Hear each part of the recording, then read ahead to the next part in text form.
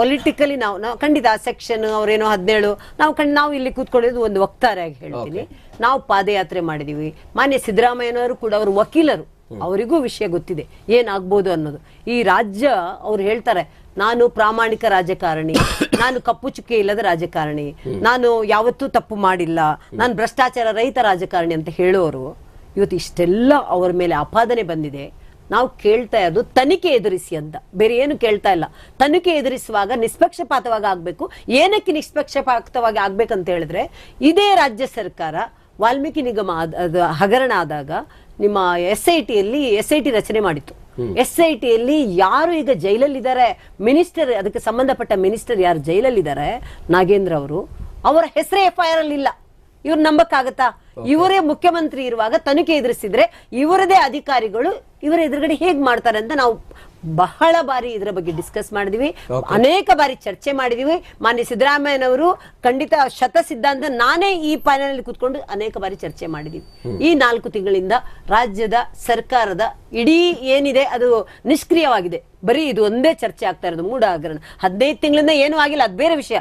ಈ 4 ತಿಂಗಳಿಂದ ಹಗರಣಗಳ ಸಾಲು ಚರ್ಚೆ ಆಗ್ತಿದೆ ಬಿಟ್ಟು ಬೇರೆ ಏನಿಲ್ಲ. ನಾವು ಪದೇ ಪದೇ ಹೇಳಿದೀವಿ, ನೀವು ರಾಜೀನಾಮೆ ಕೊಟ್ಟು ದಯವಿಟ್ಟು ತನಿಖೆ ರಾಜೀನಾಮೆ ಕೊಡಬೇಕು. ನಾನು ಇದನ್ನೇ ಹೇಳಿದೆಲ್ಲ. ಈಗ ಅವರ ಮುಖ್ಯಮಂತ್ರಿ ಮುಖ್ಯಮಂತ್ರಿಯಾಗಿ ಇರುವಾಗ ಅವರದೇ ವಿರುದ್ಧ ಅವರ ಅಧಿಕಾರಿಗಳು ತನಿಖೆ ಹೇಗ್ ಮಾಡ್ತಾರೆ? ನಾನು ಎಕ್ಸಾಂಪಲ್ ನಿಮ್ಗೆ ಕೊಟ್ಟೆ. SIT ಅವರದೇ ನಾಗೇಂದ್ರ ಅವರ ಹೆಸರೇ ಇಲ್ಲ. ಒಂದು ಮಾಜಿ ನಮ್ಮ ಯಾರು ಮಿನಿಸ್ಟರ್ ಇದ್ರು ನಾಗೇಂದ್ರ ಅವರು, ಅವರ ಹೆಸರು ಚಾರ್ಜ್ ಶೀಟ್ ಅಲ್ಲಿ ಇಲ್ಲ, FIR ಇಲ್ಲ, ಅವರು ಜೈಲಲ್ಲಿ ಇದ್ದಾರೆ. ಇದು ನಮ್ಮ ರಾಜ್ಯದ ದುರಂತ. ಇವತ್ತು ಸಿದ್ದರಾಮಯ್ಯನವ್ರ ಮಾತು ಕೇಳಿಸ್ಕೊಂಡ್ರ ನೀವು? ನಾನು ಸಿದ್ದರಾಮಯ್ಯನವರ ಮಾತು ಅದಕ್ಕೆ ಬರ್ತೀನಿ. ಮತ್ತೆ ಸಿದ್ದರಾಮಯ್ಯನವರು ಈಗ್ಲಾದ್ರೂ ನಿಜವಾಗ್ಲೂ ಅವರು ಪ್ರಜಾಪ್ರಭುತ್ವ ಬಗ್ಗೆ, ನ್ಯಾಯಾಂಗ ಬಗ್ಗೆ, ಸಂವಿಧಾನ ಬಗ್ಗೆ ಮಾತಾಡ್ತಾರಲ್ಲ, ಅವರಿಗೆ ಗೌರವ ಅಂತ ಇದ್ರೆ ನೈತಿಕ ಹೊಣೆ ಹೊತ್ತು ಅವರು ರಾಜೀನಾಮೆ ಕೊಟ್ಟು ಅವರು ತನಿಖೆಯನ್ನು ಎದುರಿಸಲಿ. ಅವರ ಹತ್ರ ಇರೋದಿಗೆ 2 ಆಪ್ಷನ್. ಅವ್ರು ಸುಪ್ರೀಂ ಕೋರ್ಟ್ ಹೋಗ್ಬೇಕು, ಇನ್ನೊಂದ್ 1 ತಿಂಗಳು ನಾವು ಇದ್ ಮಾಡ್ಬೇಕಂತ ಮಾಡ್ತಾರೆ. ಅದು ಇನ್ನೊಂದು ವಿಷಯ ಗೊತ್ತಾ, ನಾನೊಂದು ಇದ್ರಲ್ಲಿ ಓದಿದ್ದೇನೆ, 197 ಪುಟ ಏನ್ ಕೊಟ್ಟಿದ್ದಾರೆ. ಅವರ ವಕೀಲರು ಇದನ್ನ ಎಕ್ಸಿಕ್ಯೂಟಿವ್ ಮಾಡಬೇಡಿ ಅಂತ ಕೇಳಿದಾಗ್ಲೂ ಅದಕ್ಕೆ ಒಪ್ಪಿಲ್ಲ, ಜಡ್ಜ್ ಅವರು ಒಪ್ಪಿಲ್ಲ. ಅವ್ರು ಕೇಳಿದ್ರು ಇದನ್ನ ಎಕ್ಸಿಕ್ಯೂಟಿವ್ ಮಾಡಬೇಡಿ, ನಾವು ಅಪ್ಪರ್ ಇದಕ್ಕೆ ಹೋಗ್ತೀವಿ, ಅಪೀಲ್ ಹೋಗ್ತೀವಿ ಅಂತ ಹೇಳಿದಾಗ ಅದಕ್ಕೆ ಒಪ್ಪಿಲ್ಲ ಅವರು. ಆದ್ರೂ ಇವರ ಹಠ, ನಾನು ಇದನ್ನು ಈ ವರ್ಡ್ ಮೊದಲು ಹೇಳಿದಿರಿ, ನಿಮ್ಮ ಹಠ, ನಿಮ್ಮ ಬಣ್ಣತನ ಬಿಟ್ಬಿಟ್ಟು ನಿಜವಾಗ್ಲೂ ನೀವು ಕಪ್ಪು ಚುಕ್ಕಿ ಇಲ್ಲದವರು ಅದನ್ನು ತೋರಿಸಿ ಸಾಬೀತುಪಡಿಸಿ ಜನರಿಗಂತ ಹೇಳಿದ್ವು. ಅವ್ರಿಗೆ ಇದು ಅರ್ಥ ಆಗ್ತಾ ಇಲ್ಲ. ಈಗ ಮತ್ತೆ ನಾನು ಹೇಳುದಿಷ್ಟೇ, ಇದಕ್ಕೆ ಕಾಂಗ್ರೆಸ್ ಪಕ್ಷ ಇವರ ರಾಜೀನಾಮೆಯನ್ನು ಕೇಳಿಲ್ಲ ಅಂದ್ರೆ ಕಾಂಗ್ರೆಸ್ ಪಕ್ಷ ಭ್ರಷ್ಟಾಚಾರಕ್ಕೆ ಪುಷ್ಟಿ ಕೊಡ್ತಾ ಇದೆ, ಇದು ಸ್ಪಷ್ಟ.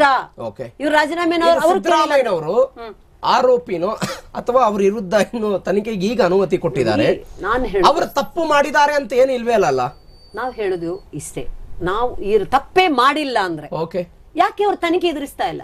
ಈಗ ಆಗುತ್ತಲ್ಲ ತನಿಖೆ, ಹೈಕೋರ್ಟ್ ಅನುಮತಿ ಕೊಟ್ಟಿದೆ. ಇವಾಗ ಹೈಕೋರ್ಟ್ ಅನುಮತಿಗೆ ಅವ್ರು ಕಾಯ್ಬೇಕಾಗಿತ್ತು. ಅವ್ರು ನಿಜವಾಗ್ಲೂ ತಪ್ಪು ಮಾಡಿಲ್ಲ ಅಂದ್ರೆ ಹೈಕೋರ್ಟ್ ಇವರು ಯಾವಾಗ ರಾಜ್ಯಪಾಲರು ಹೇಳಿದಾರ ಆವಾಗ್ಲೇ ಅವರು ಏನು ರಾಜೀನಾಮೆ ಕೇಳಿಲ್ಲ. ನಾವು ಆಯ್ತಪ್ಪ ನೀವು ತನಿಖೆ ನಡೆಸಿ ಅಂತ ಹೇಳ್ಬೋದಾಗಿತ್ತಲ್ಲ, ಯಾಕೆ ಮಾಡಿಲ್ಲ ಅವರು? ಅಥವಾ ನಾನು ಹೇಳುದಿಷ್ಟೇ, ರಾಜ್ಯಪಾಲದ ಕ್ರಮದ ಬಗ್ಗೆ ಪ್ರಶ್ನೆ ಮಾಡಿದ್ರೆ ಇವತ್ತು ಹೈಕೋರ್ಟ್ ಇವರು ಪ್ರಜಾಪ್ರಭುತ್ವ, ಸಂವಿಧಾನ, ನ್ಯಾಯಾಂಗದ ಬಗ್ಗೆ ಮಾತಾಡೋರು, ಅವ್ರ ಬಗ್ಗೆ ಇವರು ಇದನ್ನು ತಲೆಬಾಗ್ಬೇಕಲ್ಲ, ಈ ತೀರ್ಪನ್ನು ಸ್ವಾಗತಿಸಬೇಕಲ್ವಾ? ಹೈಕೋರ್ಟ್ ಕೂಡ ಇವತ್ತು ಕೊಟ್ಟಿದೆ, ಇಲ್ಲ ನಾವು ಮತ್ತೆ ಬಂಡತನ ಮಾಡ್ಕೊಂಡು ಸುಪ್ರೀಂ ಕೋರ್ಟ್ ನೀವು ಹೋಗಿ. ಆದ್ರೆ ನೀವು ಏನೇ ಮಾಡಿ ನಾವು ಕೇಳೋದು, ಇವರು ಏನೇನೋ ಹೇಳಿದ್ರಲ್ಲ ಇಷ್ಟೊತ್ತು, ನಾವು ರಾಜ್ಯದ ಇಡೀ ಸರ್ಕಾರ ನಿಷ್ಕ್ರಿಯವಾಗಿದೆ. ಬರೀ ಕುರ್ಚಿಗಳ ಕಾದಾಟ, ಬರೀ ಇದ್ರ ಬಗ್ಗೆ ಮಾತುಕತೆ ಬರ್ತಾ ಇದೆ ಬಿಟ್ರೆ ಬೇರೆ ಏನು ಆಗ್ತಾ ಇಲ್ಲ.